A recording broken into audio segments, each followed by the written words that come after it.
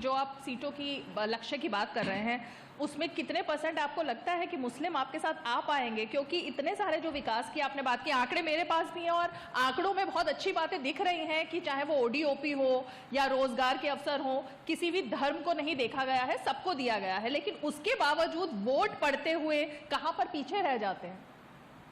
हम पीछे कहीं नहीं हैं, क्योंकि हमने हमेशा जब देश में यशस्वी प्रधानमंत्री आदरणीय मोदी जी ने कमान संभाली थी और प्रधानमंत्री 2014 में बने, तो उन्होंने कहा कि यह सरकार उनकी है जिन्होंने वोट दिया है और यह सरकार उनकी भी है जिन्होंने हमें वोट नहीं दिया है, क्योंकि जब सरकार बनती है तो सबकी सरकार होती है।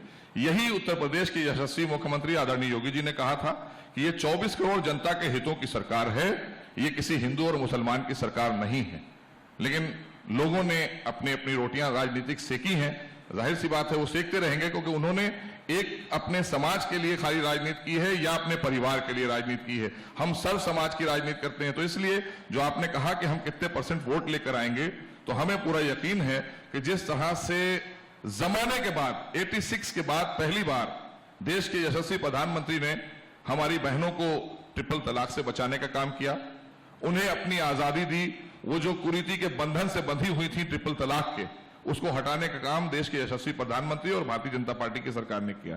क्योंकि 22 और देशों में ट्रिपल तलाक जैसी कुप्रथा नहीं थी, हमारे यहां थी।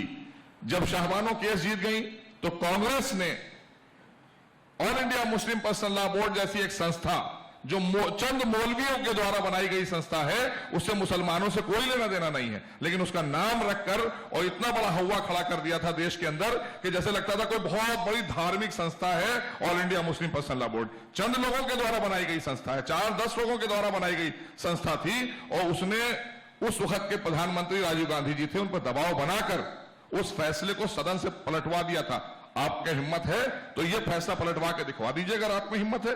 क्यों?